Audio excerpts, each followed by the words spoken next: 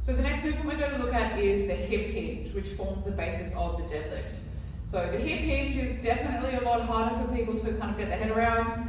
So a squat is a knee movement. We're bending your knees. A hinge is a hip movement. So we are hinging at the hip.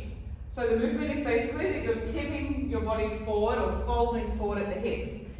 So see that in this position, my knees are soft, my back is relatively straight, and I'm tipped forwards from the hip.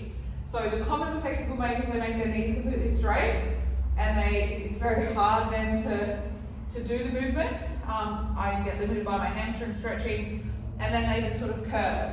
So this is a very common mistake. Think of your body here, it's a rigid line, so you're trying to fold it forwards.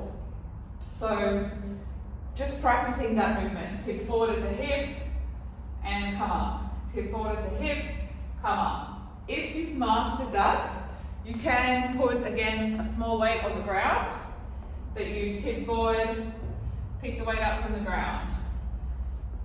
So I'm going to say if you have osteoporosis diagnosis already, it's in your best interest to consult a health professional before doing that sort of thing.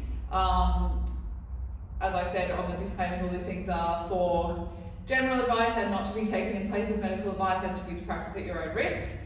That is the hip hinge movement.